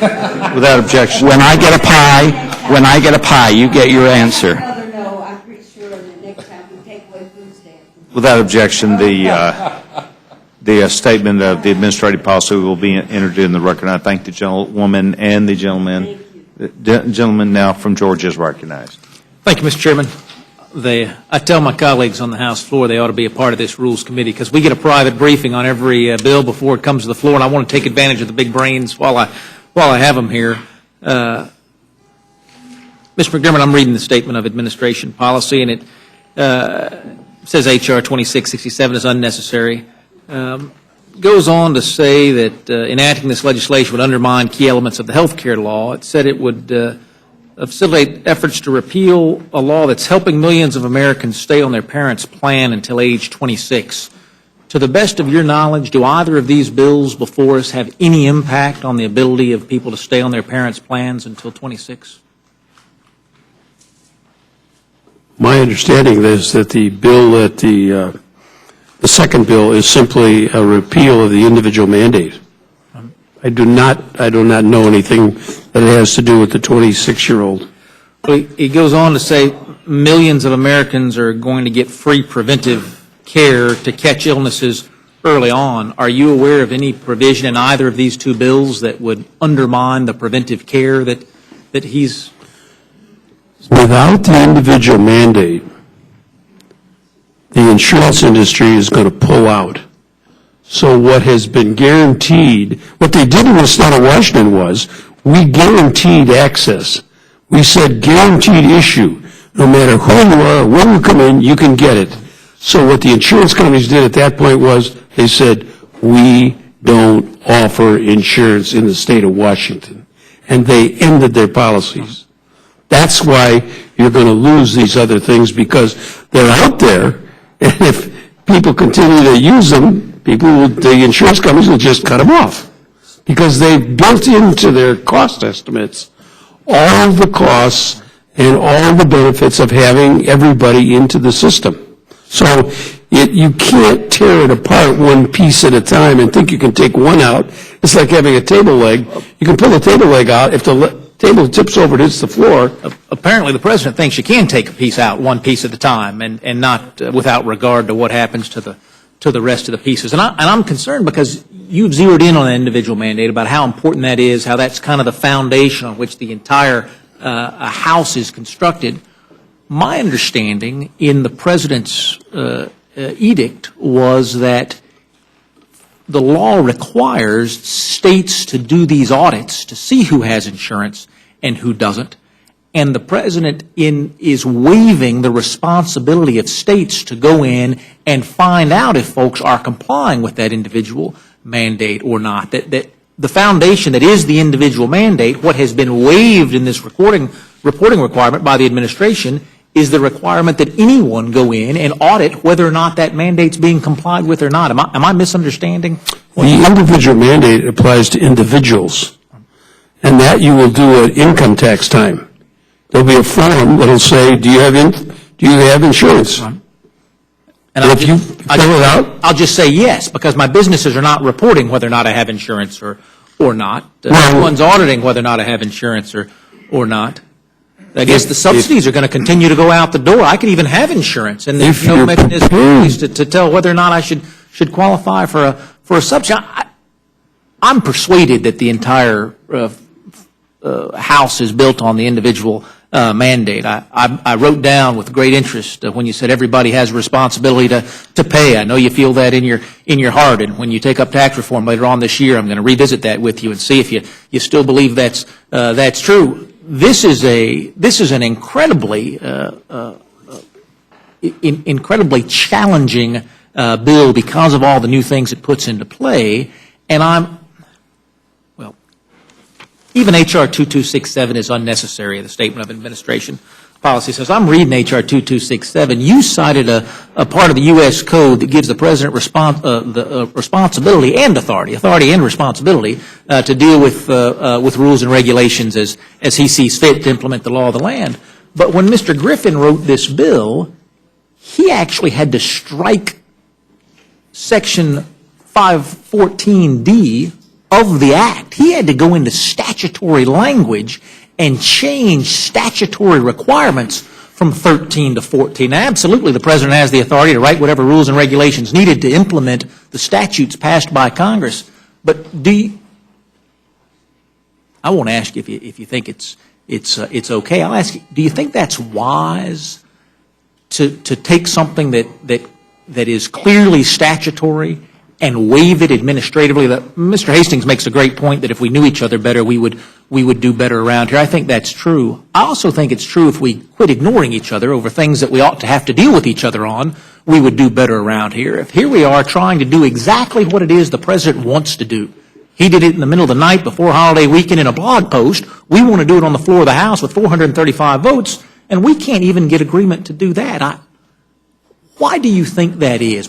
I do believe this is a fair representation, Tim Griffin's bill, H.R. 2667, of exactly what the President said he wanted to do. Why do you think we're having a tough time passing on the floor of the House a bill that gives authority to the President to do exactly what he said he wanted to do?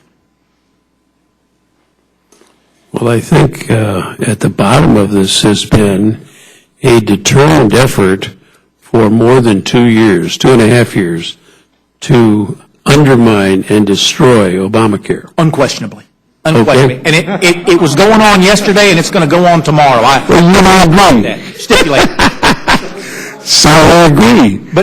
And so the president has a problem with the business community and says, hey, guys, I'll give you 1 year to do the reporting. But why don't we do that? Why don't you and I, if you agree with the president that this ought to be done. We gave him the power to do that. Statutory. No, sir. We gave him the authority to write rules and regulations. This requires a statutory change. And I will tell you, one of my great frustrations of the Bush administration was the number of times the Republican Congress just went along with the Republican president because they wanted to support him and they wanted him to have a success, and we abdicated our responsibilities as the Article I branch to do oversight over the Article II branch. And I will just ask you, here we are trying to do, again, exactly what the president has asked. While there may be subterfuge far and wide around this body, this bill does exactly what the president wants to do, and yet we can't find agreement to do this on the floor of the House. I hold out hope, as my friend from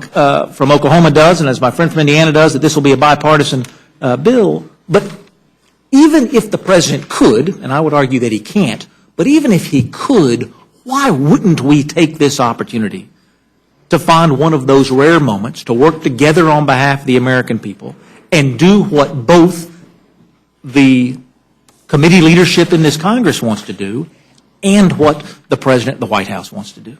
It's already done. Why not do it? Why not change the statute instead of ignoring it? Because he gave them the 1 year break. They got to come back and report.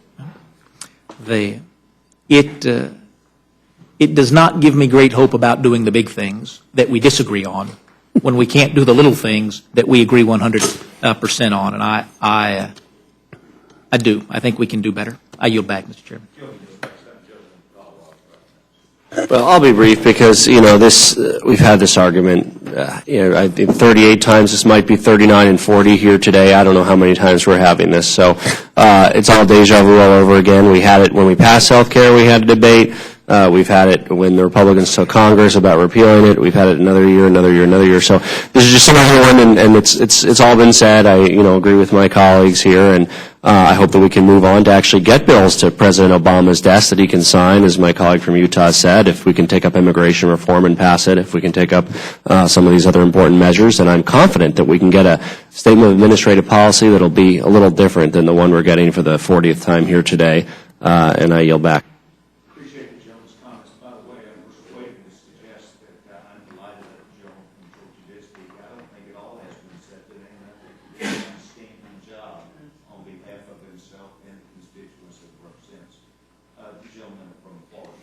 Thank you, Mr. Chairman, and an awful lot has been said, but I still have a hard time, obviously, with what the President did. And I guess that's my dilemma. And I understand, Mr. McDermott, I think, explained it well from his perspective, but I do think we're giving the President a pass. When it's clear by law, it's said that this must be put in place the day after December 31st of 2013. The law is clear, and the President waived it. I think, personally, I disagree with us giving him the opportunity to codify it and correct it by doing what we're doing. I happen to disagree with that. But at the same time, if we were going to do that, I would think that we would all agree on, just like my good friend from Georgia had talked about, why don't we take control of the things that we're supposed to have responsibility for? There's separation of powers. And so when we just allow our authority to be usurped by the executive branch, that diminishes both you and I. I mean, it really diminishes what we're supposed to do, whether we're on opposite sides of an issue. And I agree with my good friend from Georgia in regards to whether it's Republican or Democratic president. I don't think we should give any of them a pass when it talks about our responsibility as the legislative branch. Now, this is my first time being a legislator. I mean, this is my second term, but So this is all new, and I take a lot of pride in regards to it, at least trying to do the will of the people that elected me.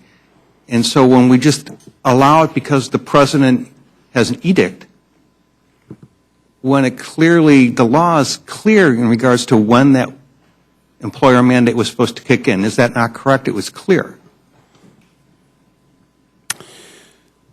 It was The issue here is not whether the president had the right to make this decision or not. The issue is whether or not we're going to have a PR blitz about the president and Obamacare. Now, we're having this hearing today, but we're going to have a hearing tomorrow in the Ways and Means Committee on exactly this bill with people coming up to testify from Treasury to talk about it. Why have we put the cart before the horse? Because we have to get it out there for Wednesday's press releases. And I understand what's going on, and I think everybody else does, but the fact is that if you're serious about this and you want to be a serious legislator, you schedule hearings and you get the people up here to talk about it. But we're kind of reacting to what the president did. Is that not correct? Before I give the president a chance to send his people up here to explain it. We're reacting to what he already said. He should have done that prior to it. Come to Congress and say, listen, this is what I'm thinking about doing. I think he probably was surprised that you took so much umbrage at something that everybody's used before him. Well, just because, here's one thing. In my past profession, just because somebody did it once doesn't make it correct if you keep It's been done many times. It's not once. Well, or twice, or 100. It doesn't make it correct, and it doesn't make it right. And that's my only problem with the whole thing. I agree with Mr. Young, and you're right. If it's 37, 38, 39, I don't care, and I've said this before, if we do it 100 times, and sooner or later, we'll get it right. Thank you very much. I yield back. Gentleman yields back. It's time. The gentleman from Florida, Mr. Webster, is recognized. Thank you, Mr. Chairman, for holding this hearing. I've enjoyed it. I always enjoy Mr. McDermott. We have some great discussions on issues, and he's a very knowledgeable person. Same with Mr. Young, so I appreciate you doing this. I'd just like to address one little thing before we go vote, and that is I have a small business, 52-year-old, third generation. My three sons are doing it now, and our fiscal year ends the end of April. We have to have our taxes done 2.5 months later, which was yesterday. They were due. And usually that's the time we kind of look and see and compare years past. In health insurance, we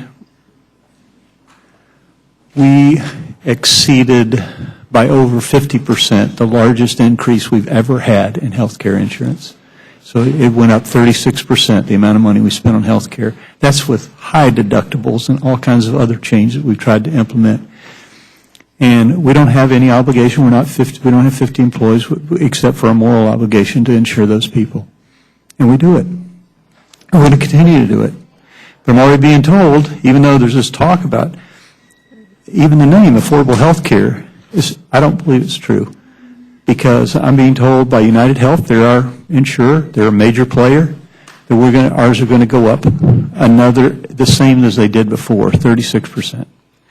Now, all I know is that little business. I don't know what other businesses are doing. I don't know what big business, medium business. I know what our small business is doing. I know what's happening. And these increases are huge, and they are very difficult to sustain. We're going to do everything we can from a moral obligation to cover those people that work for us. But I'm telling you, this whole idea of it being affordable or less money or whatever, these changes that we're putting into place cost money. And you can say, well, I won't have to be paying the $1,000 I pay to pay somebody else's hospital bill. We can say that. But it's a whole lot less money to pay that than it was to pay what we're getting ready to pay in this coming year. Thank you, Mr. Chairman. Appreciate the gentleman's comments. We are now some 17 minutes after the vote was called, and I would like to advise the committee that we're going to go into recess. I'd like to ask both the gentlemen that are before us today they've not been excused, and I'd like to ask them to come back after the third vote. At the end of the third vote, committee will go ahead and reconvene. We'll be in recess until the call of chair.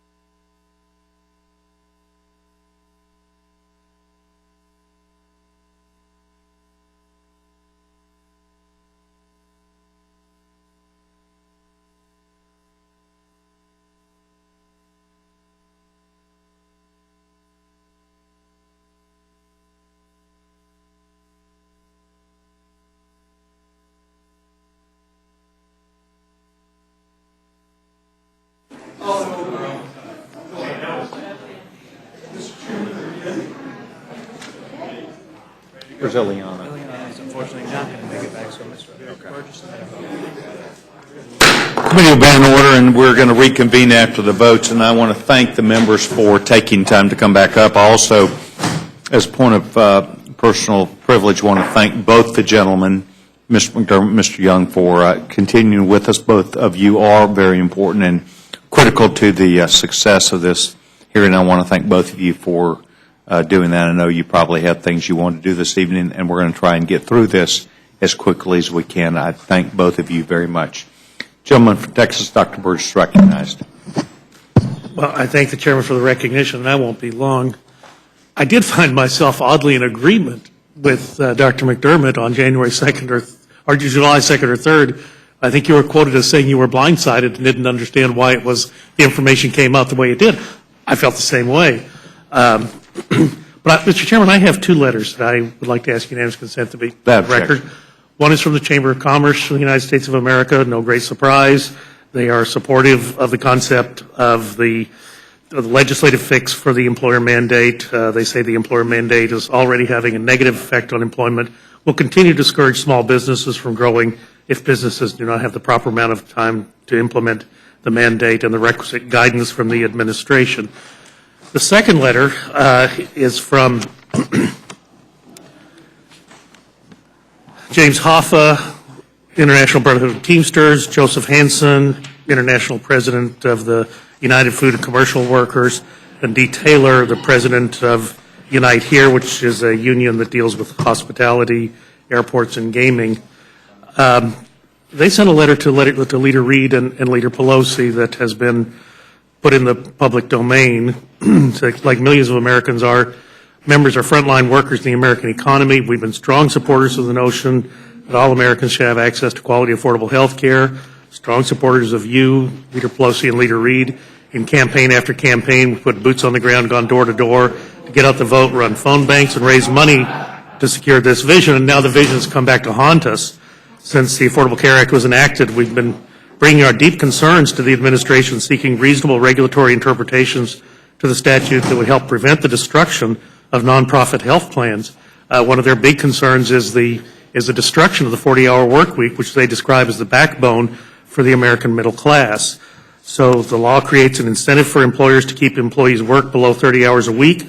Numerous employers have begun to cut workers' hours to avoid this obligation, and many of them are doing so openly. The impact is twofold. Fewer hours means less pay, while also losing current health care benefits. So I would like to submit these two letters in support of the gentleman's legislation. And I also agree with Mr. Cole. I think the word he used was disrespectful. Arrogant would be another word that could be used by the administration.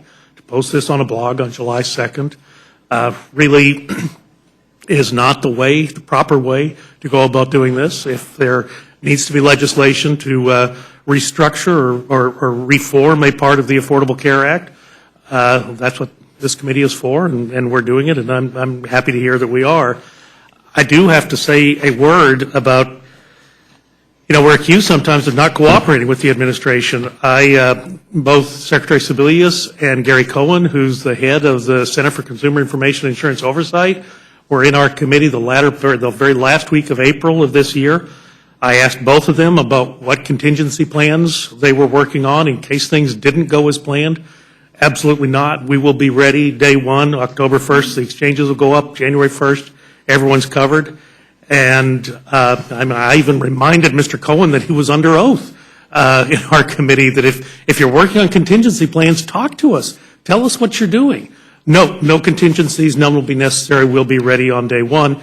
Clearly, though, there have been contingency plans afoot and discussed throughout the administration. I would welcome the opportunity to get Valerie Jarrett before this committee or our Committee on Energy and Commerce. I probably won't get that opportunity because of an invoking of executive privilege, but I think it is necessary for us to have those hearings for people to see the difficulties. I mean, this is an enormously complicated piece of legislation with a lot of moving parts. I worry that as it rattles down the road, pieces seem to get thrown off into the side of the road and the bar ditches. We have these, the employer mandate rule delay that came on the 2nd, and then that subsequent Friday, it was, oh, by the way, since we're not going to put the rules up to tell you what to report, we'll just count on you to tell us the truth. So self-attestation now becomes essentially the work in progress for the Affordable Care Act. We had a big hearing in our committee on the pre-existing condition, the suspension of allowing people into the federal pre-existing condition program. Great, everybody be covered next January, unless it gets delayed, but by January, everybody will be covered. But what people are ignoring is from February of this year, no one has been accepted into the federal pre-existing program. That's a big deal. And we've heard from people in our committee who have been affected by that. And I, for one, do not understand why there was not a greater outcry from both sides of the dais when that was just sort of arbitrarily suspended in February this year. And in fact, there was plenty of money to take care of that problem had we simply been willing to tap the prevention fund.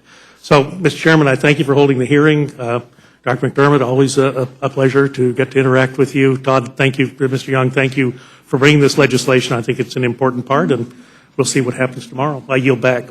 Thank you, gentlemen. Gentleman's yielded back his time. And I want to, as I look around the room, I see no request for further time. I want to thank both of these of you for not only your professional testimony that you've offered today, but also in several instances your ability to effectively garner feedback from the committee, and in several instances your ability to effectively provide thoughtful ideas back, and your commitment to this conference, to this body and this committee here during this conference period of time is appreciated. I want to thank both of you very much, and you're both now excused for the rest of the evening from the Rules Committee, and thank you very much.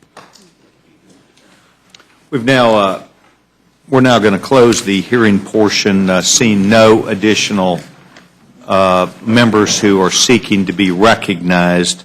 We're now closing the hearing portion of H.R. 2667 and H.R. 2668, and the chairman would be in receipt of a motion. Gentleman from Utah is recognized. Mr. Chairman, I move the committee grant H.R. 2668, the Fairness for American Families Act, a closed rule.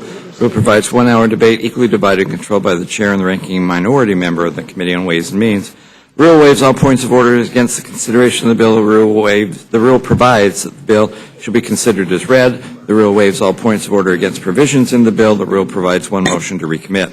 Section 2 of the rule provides for consideration of H.R. 2667, the Authority for Mandate Delay Act, under a closed rule. The rule provides 1 hour debate equally divided and controlled by the chair and ranking minority member of the Committee on Ways and Means. The rule waives all points of order against consideration of the bill. The rule provides the bill shall be considered as read. The rule waives all points of order against provisions in the bill. The rule provides one motion to recommit. Section 3 of the rule directs the clerk to, in the engrossment of H.R. 2668, add the text of H.R. 2667 as passed by the House as a new matter at the end of H.R. 2668 and make conforming modifications in the engrossment. Finally, the rule provides that upon the addition of the text of H.R. 2667 as passed by the House to the engrossment of H.R. 2668, H.R. 2667 shall be laid on the table. I thank the gentleman for his motion. I would now defer to the gentleman to explain the rule. The gentleman from Texas, Dr. Burgess. Thank you, Mr. Chairman. H.R. 2667, H.R. 2668, the rule will provide for consideration of both bills. Each bill will have 1 hour of general debate controlled by the Committee on Ways and Means. Each bill will have a motion to recommit available to the minority. And lastly, upon passage, the clerk will merge the text of both bills into a single measure and send to the Senate. This will provide the House with a straightforward up or down vote on delaying both the individual mandate and the employer mandate under the Affordable Care Act. Thank the gentleman for his explanation of the bill. The committee is now prepared for discussion or amendment. Gentleman from Massachusetts recognized. Yeah, Mr. Chairman, I have an amendment to the rule. I move the committee grant H.R. 2667 and 2668 open rules so that all members have an opportunity to offer amendments to the bill on the floor. And I just want to speak very, very briefly on behalf of this. Mr. Chairman, these bills were introduced on last Thursday. They have not, no hearings have been held on the bill. No markup have been held on these bills. I've heard over and over how important this issue is, and yet we're having two bills that have bypassed all the committees and are coming right before us in this fashion. The gentleman, Mr. Burgess, talked about the White House being disrespectful. I want you to know I think it's disrespectful to members of both parties who sit on committees of jurisdiction to be bypassed. And it's especially disrespectful to members of the minority to be provided no opportunity to amend these bills should they come to the floor. So I would, for all my colleagues who talk about openness and transparency and motherhood and apple pie, let me tell you, here's your opportunity to do what's right and let us have an open rule on both these bills. I thank the chairman. I thank the gentleman. The gentleman makes a point as he presents his amendment in support of the motion that is on the floor. It represents literally one-page bills. It's a concept and an understanding that members of Congress, I think, can understand. Does not require a lot of thought process. But with that said, I want to let the gentleman know that his points about having a hearing from the administration, allowing members of the committee with respect to them and respect on both sides, Republican and Democrat, did not fall upon deaf ears. I do agree with the gentleman. I think that hearings are important, and we're arguing, as the gentleman is on a regular basis, about the American public understanding what we're trying to do. And so I have great respect not only for the gentleman, but also hear him loudly. The gentleman's recognized. And just two quick points. One, the bill may be one page, it could be one line. That doesn't diminish its importance. Some of the, some very significant changes are made with very short bills. Number one. Number two, I would, as was pointed out before, I think if I'm not mistaken, tomorrow in the Ways and Means Committee, the administration is sending up witnesses to testify on this very issue. So we're reporting bills out of this committee under a closed rule to go to the floor tomorrow. And tomorrow, the committee of jurisdiction, we're going to vote on these bills, but tomorrow the committee of jurisdiction is going to have a hearing with administration witnesses. It just seems a little bit messed up to me, but I appreciate the fact that the orders may be coming from on high, and I just wanted to make that point. I thank the gentleman. Well, I appreciate the gentleman. With respect to whether they come from high or low, they're here. I'm not sure, with respect to the gentleman, I'm not sure that I knew that the administration and the gentleman from Michigan had set a date. We had previously done this, announced this last week. We're trying to do what we said we'd do. In fact, we're doing that here today, and it is my hope that the administration will be given a fair hearing tomorrow at the Ways and Means Committee, and that the information therein that is received and learned will be to the benefit of not just the members of Congress, but also the American public. I thank the gentleman. Is there further discussion concerning the gentleman's amendment? Seeing none, the vote is now on the gentleman from Massachusetts amendment. Those in favor signify by saying aye. Aye. Those opposed, no. No. Noes have it. Noes have it. Further amendment. Seeing none, the vote is now on the motion from the gentleman from Utah. Those in favor of the gentleman's motion will signify by saying aye. And those opposed, no. No. The ayes have it. The ayes have it. We have a roll call. Gentlewoman asked for a roll call vote. Clerk will be prepared. Ms. Fox. Mr. Bishop. Mr. Bishop, aye. Mr. Cole. Mr. Cole, aye. Mr. Woodall. Mr. Woodall, aye. Mr. Nugent. Mr. Webster. Mr. Webster, aye. Ms. Ross-Leighton. Mr. Burgess. Mr. Burgess, aye. Ms. Slaughter. No. Ms. Slaughter, no. Mr. McGovern. No. Mr. McGovern, no. Mr. Hastings. Mr. Hastings, no. Mr. Polis. No. Mr. Polis, no. Mr. Chairman. Aye. Mr. Chairman, aye. Clerk will report. 6 yeas, 4 nays. Amendment. The motion is agreed to, and the gentleman, you finally won one. The gentleman, Dr. Burgess, will be on representing the Republican Party, the majority. And I will do. And the gentlewoman, Mrs. Slaughter, will be representing the minority. Mr. Chairman, gentlewoman's recognized. When we were down doing the vote, I heard that we would not be doing the education bill, that they don't have the votes for that. In that case, what will we be doing at Rules tomorrow? You know what, I appreciate the gentlewoman bringing this issue up because she would allow me a moment. I did not, in fact, hear that. I did have numerous discussions about the bill, but I did not hear that. If the gentlewoman will give me just 1 second.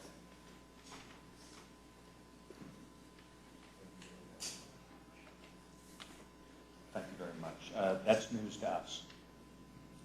So I have not heard that the bill would not be on the floor tomorrow, that we would not be here. I would anticipate we will move forward as we have previously stated. Would anticipate that we would be here, I believe, at 3 o'clock tomorrow afternoon. Further questions? On that subject. That is my understanding, and if, once And again... you will notify us then if you're going to pull that off. In fact, My concern was if you were going to substitute something, we'd kind of like to know ahead of time what that might be. I've never done this, but Scouts Honor, I've never heard this until I just walked in. Okay.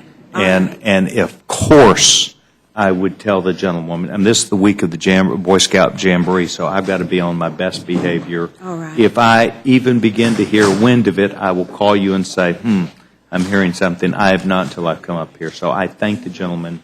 Well, if you haven't heard that, let me tell you, the other word on the floor is you take up defensive probes. I do not believe we plan to do that necessarily this week. Once again, Scouts Honor, I have not heard that. I'm an Eagle Scout, and this week at least I will be very trustworthy. I'm sure they wouldn't do anything like that without telling you about it. And I assure you, as soon as I hear the slightest wind of that, and I do appreciate and respect the gentlewoman for asking me, I hope I answered straight up, and thank you very much. We are now adjourned.